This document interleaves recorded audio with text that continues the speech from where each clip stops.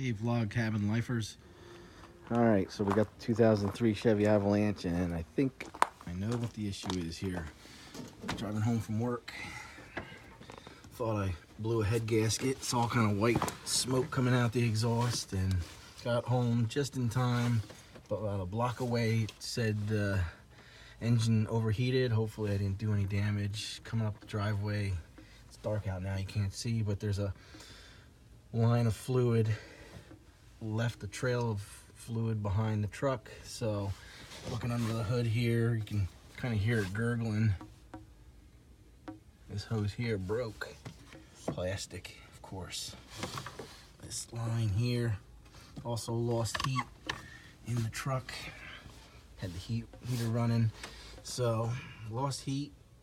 Engine temperature was going up, and smoke. So that busted off. So I gotta get that off. Not sure if that's something that you can replace just on this side, or you gotta take the whole heater exchanger out. That would be one hell of a mess. Not sure that's gonna get done. So we'll see what we can get into here. Obviously that's gonna have to come out, but it broke off right in there. I tried turning it. It turns, but I don't know if it's threaded. I doubt it. Probably snapped on there somehow. Probably break it trying to get it off. Maybe I'll look online, see if there's parts available. Tell a lot by the old parts and the new parts online. Turning it. Looks like the inside's turning. But alright, we'll see what's going on. Be back. Alright, so I did some online searching here, and I believe it's called the radiator heater core inlet fitting. Not sure if the inlet and the outlet are any different. They appear to be the same, but not sure. They sell a special tool, of course. It wraps around the back to release it. It's hard to show without being in the way. Wraps around the back and presses down inside to release it. I don't know. Part's about 20 bucks. So let's see if a local auto parts store has it. Fix it tonight yet. Maybe they sell the tool with it. I'll let you know. Alright, so we went to AutoZone and got some parts. Here's the hose inlet fitting 800-409. That's the fitting we need. And you can see in there some tabs that we need to release. And I tried making up a couple little pieces and it didn't work, so saw online on the AutoZone website.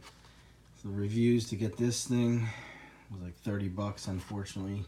Sounds like it makes the job much easier. I'm gonna try it. It's 25183. It's a kit. You can get all these different sizes. Now we have this. So we're gonna need to use this black one here, 3/4 inch. So see how that goes. And I got a couple gallons of coolant. Definitely gonna need that. Alright, so let me get back to work here. I'll show you what's going on. So these are pretty cool tools, actually.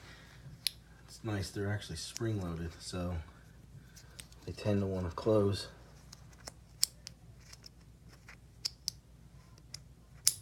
All it is thin section there. Tried making it better, but I don't know, it just didn't work right. Maybe with a little more futzing around with it, could have made it work, but figured here you get a whole set. Looks like it's good for fuel lines, fuel filter lines, fuel tank return lines, AC lines, all that good stuff. Who knows? So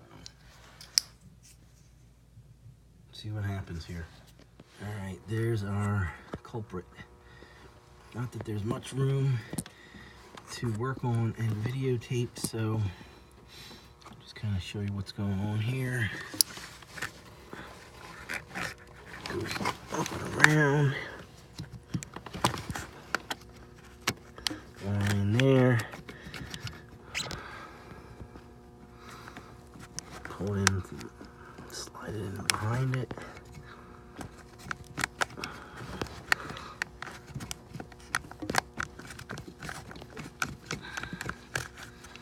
Does give you a little bit of leverage, which is nice. Just have to put the camera down though, I think, to get this to work. So that just goes around the back of the tube. Actually around the back of the fitting. There's just not much room here. So we'll be back. Alright, so now I have the wrench, whatever you want to call it,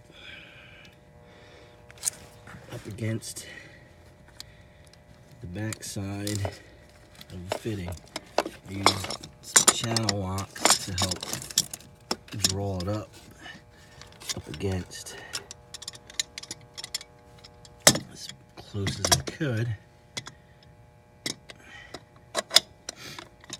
Kind of like this.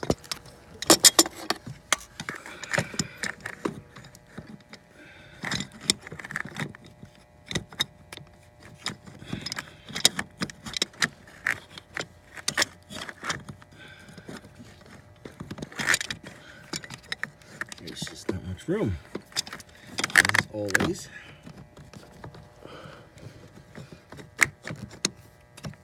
Did that. Get that wedged up in there really good, up against the fitting. Help expand those prongs that I need to release. Now, I don't know how easy it is to remove.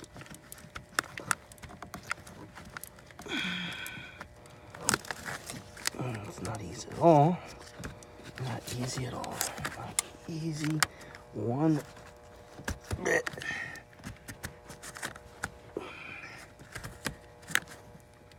What I might try is just pulling on the fitting with those channel locks. Put the phone down and I'll be back. Well, that was obviously the trick. Once I had that wrench on there, just kind of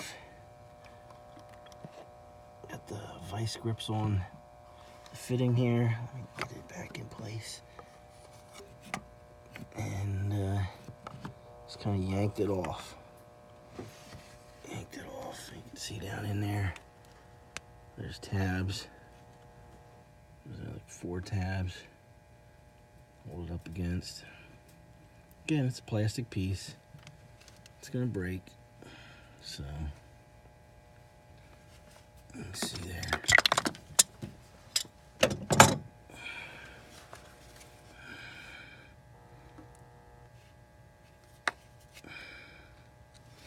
That's the old one.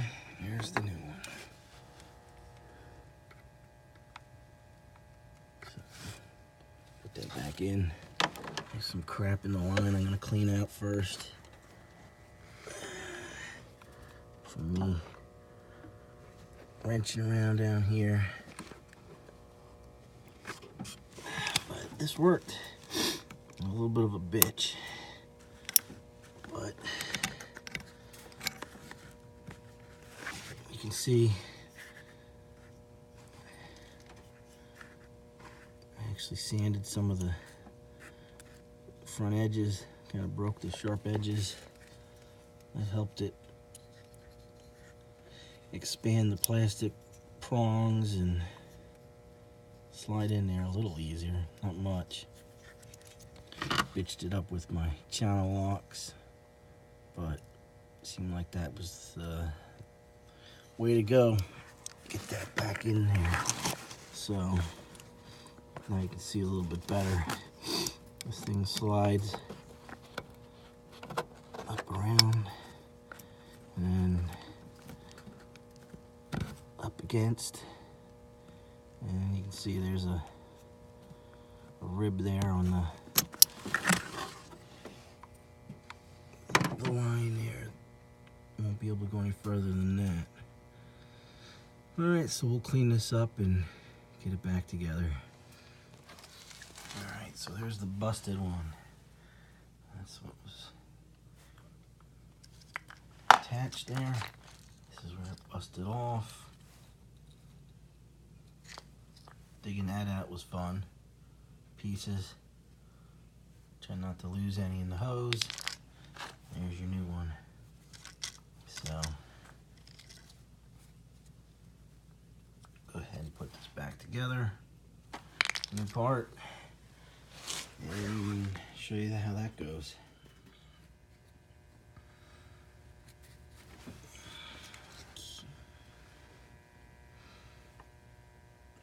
Push this thing on, I guess. Ah, piece of cake.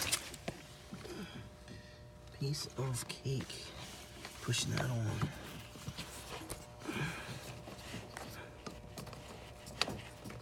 Pushed it on until you hear it snapped.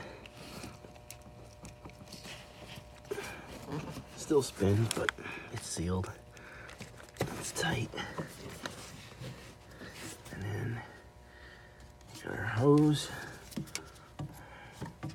all cleaned out. Looks like there's a small piece in there. Should be alright. Shake it out.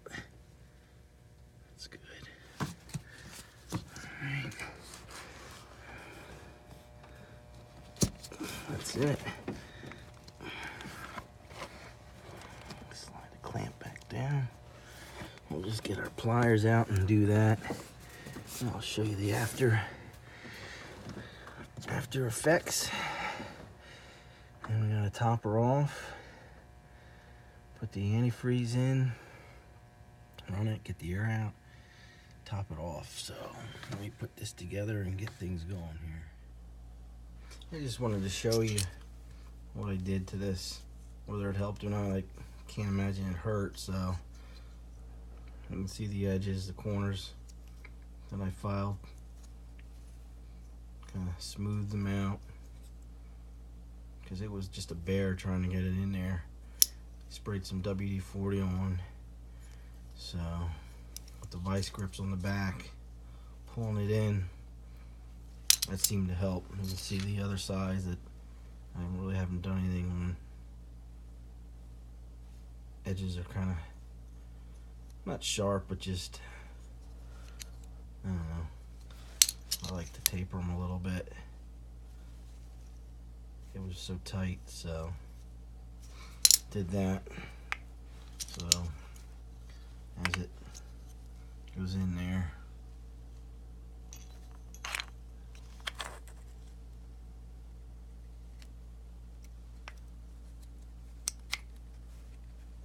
expands those tabs inside there. It's a pretty tight fit. But what I tried before I went out and got the tools, I had some strapping laying around.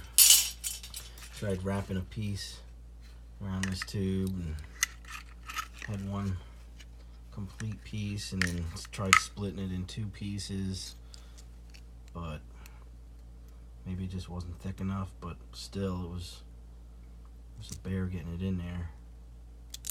This at least gets something to grab onto, handle. But anyways, if you're in the neighborhood, I'd be more than willing to let you borrow them. I don't care. Probably never use them again, hopefully. But if I ever need them, I got them. So, all right. And there she is, all put back together. Hopefully that's it.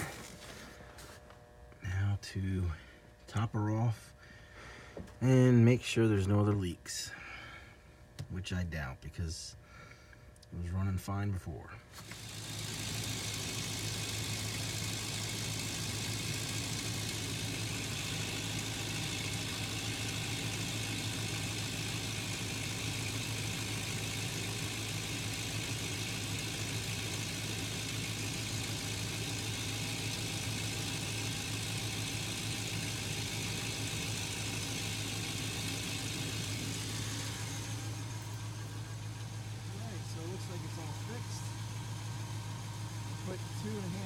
gallons in. Coolant. 1/2 a gallon laying around. Bought 2. So 2.5 gallons got me up to this point here in the tank, the reservoir.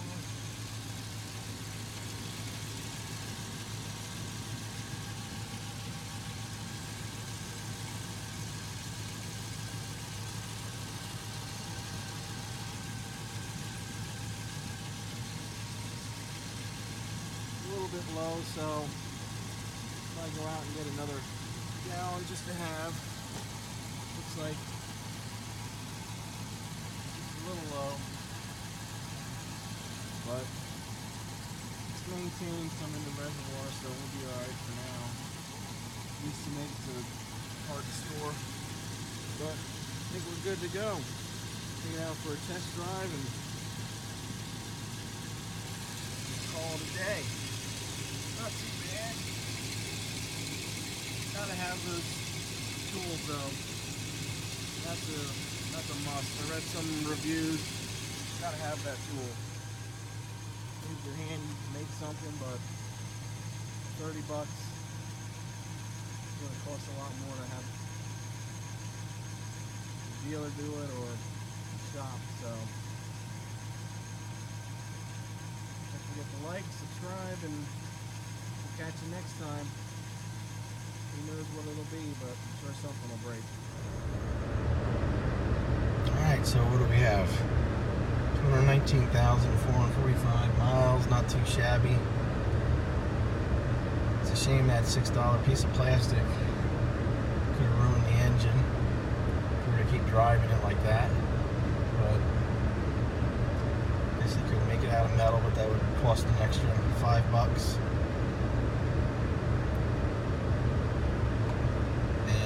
Also want to mention, make sure you run the heat.